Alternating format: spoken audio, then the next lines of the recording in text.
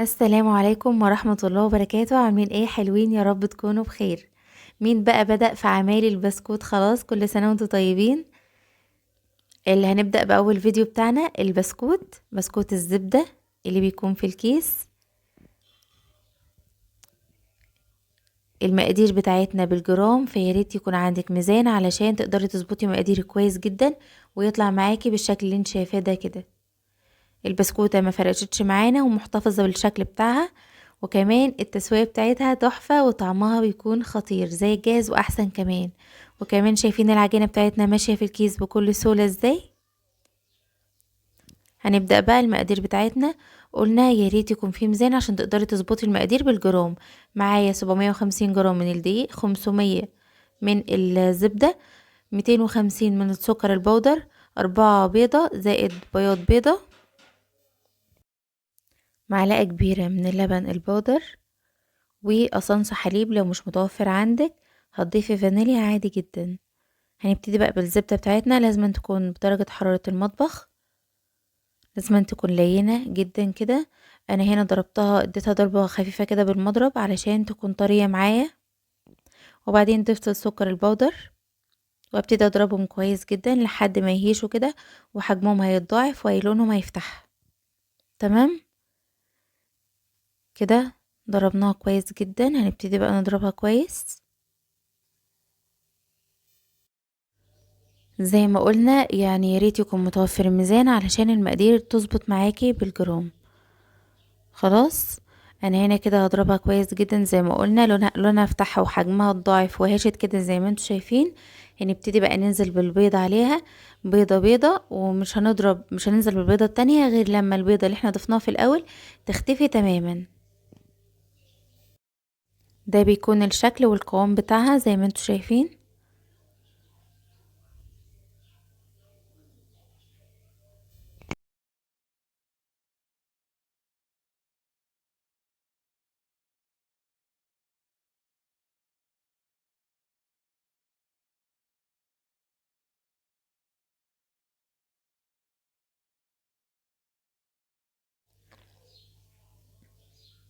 انا هنا كده نزلت بالبياض، بياض البيضة اللي احنا ضايفينه، نزلت وهضربه كويس جدا لحد ما يختفي.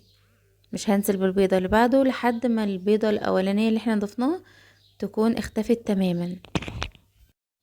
المقدار بتاعنا ده هيعمل لك حوالي كيلو وربع من البسكوت. انا وزنته بعد ما خلصت، عملت كيلو وربع من البسكوت.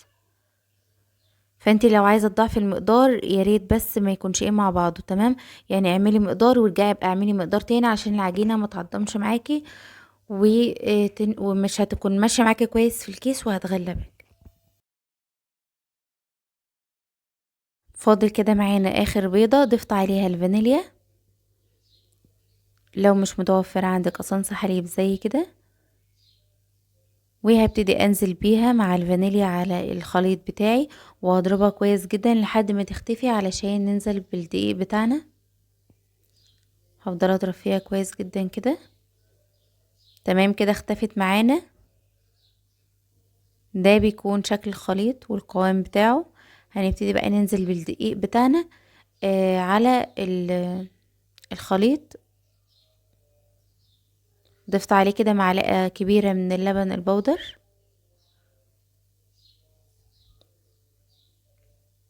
انا هنا كده ضربة خفيفة كده بالمضرب بتاعي. انتي بقى لو عندك عجان هتنزلي بالخليط. هو اصلا يعني مش شرط في المرحلة دي المضرب خالص. انا هنا بس كده حاولت الم الدقيق بس بتاعي شوية. هو احنا المفروض مش بنعجن، تمام، لان ده بسكوت. مجرد بس ما تلمي العجينة بايدك كده، اول الدقيق ما يختفي خلاص تمام، مش هنعجن. انا هنا ده كده القوام بتاع العجينة، تكون ملزقة كده شوية وطرية، لان دي بسكوت ده بسكوت الكيس مش المكنة، بيكون فيها تلزيقة كده زي ما انتوا شايفين. ده كده القمع او المشط بتاع البسكوت، بيكون هتلاقيه عند مستلزمات الحلويات. ده المقاس الكبير، هي بيكون في منه تقريبا مش عارفة مقاسين او 3، بس ده كده اكبر مقاس معايا. والكيس اللي هو في القمع ده ما ينفعش نعمل بيه البسكوت او نشتغل بيه، لانه بيكون ضعيف جدا وهيتقطع معاكي. انا هنا حطاه بس من جوه الكيس التاني. الكيس بقى التاني اللي انت شايفاه اللي هو الابيض ده كده بيكون في حدود 50 جنيه، بس بيكون كويس جدا وبيستحمل معاكي طبعا. هبتدي بقى كده اضيف وهنزل بالخليط بتاعي بعجينة البسكوت في الكيس، بس مش هننزل بكمية كبيرة، على قد ما تقطعي صاج كده ولا حاجة علشان ما تفضليش تضغطي عليها وتبسيها معاكي وانت بتقطعي البسكوت. هننزل كده واحدة واحدة، هنلفها كده جزئين في الكيس، جزء هنسيبه لفوق والجزء التاني اللي تحت هنضغط عليه ونبتدي ان احنا نشكل العجينة بتاعتنا. حاولي بقى بتشكلي العجينة تظبطي ايدك كده في حجم البسكوتة بحيث حجمه كله يكون زي بعضه. شايفين السهولة بتاعت العجينة ماشية في الكيس حلو جدا ازاي، والرسمة بتاعتها مظبوطة جدا، وما شاء الله في الفرن مش بتفرش معاكي ولا النقشة بتاعتها بتتغير ولا اي حاجة. العجينة بتاعتك بتكون مظبوطة جدا لو مشيتي بالمقادير بالظبط على الميزانة زي ما قلنا. ده كده بيدخل الفرن في درجة حرارة 180، بيقعد حوالي ربع ساعة، بس تتابعيه برضو وتخلي بالك منه، بيقعد من ربع لتلت ساعة. وياريت يكون في ألمونيوم لأنه التسوية بتاعته بتكون كويسة جدا. يعني هي كده شكلت وشايفين العجينة ما شاء الله ماشية في الكيس كويس جدا ازاي. هبتدي بقى اشكل في الصاج اللي انتوا شايفينه او في الصينية اللي انتوا شايفينها دي كده.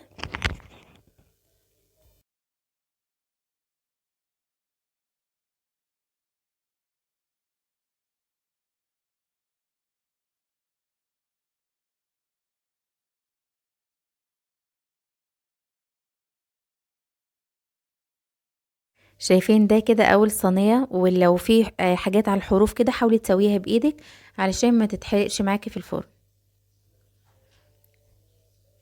شكله حلو جدا وبيكون ليه فرحة، تلمي بقى اولادك حواليكي كده وتعيشوا بقى اجواء العيد.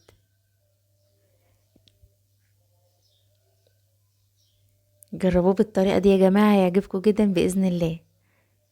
ده كده اول صينية معايا، هبتدي ان انا ادخلها الفرن. وممكن تشكلي اشكال تانية كتير للبسكوت لو انتي حابة يعني تنوعي او تغيري في الاشكال بتاعته، بس انا بفضل الشكل ده. يعني في شكل معانا تاني هنعمله بس بيكون بقمع تاني اللي هو بتاع الكريمة، بيكون بالطريقة ده كده، بتشدي كده البسكوتة معاكي وفي الاخر خالص بتعملي وردة. تمام، ده شكل تاني وفي اشكال كتير لو حابة تغيري او تنوعي. وزي ما قلت التسوية مهمة جدا. قلنا نقول تاني، بيخش الفرن على درجة حرارة 180 وبتسيبيه من ربع لتلت ساعة، بس بتتابعيه وتخلي بالك منه وبيطلع معاكي يجنن تحفة. لو ظبطت المقادير بتاعته هيطلع معاكي مظبوط، ما شاء الله طالع من الفرن زي ما شفتوا معايا في اول الفيديو وهتشوفوا في اخر الفيديو كمان. النقشة بتاعته مش بتغير او بتفرش او بتختفي، وحجم البسكوتة هو زي ما هو، يعني زي ما دخلنا الفرن زي ما خرج. اهم حاجة بس تكوني ظابطة المقادير بتاعتك بالجرام. التسوية برضو لو انت عايزاه يكون واخد لون عن كده، تمام، دي حاجة ترجعلك. عايزاه برضو مش عامل قوي كده، مش مستوي قوي كده، السوا بقى ده بتاعك انتي. تمام،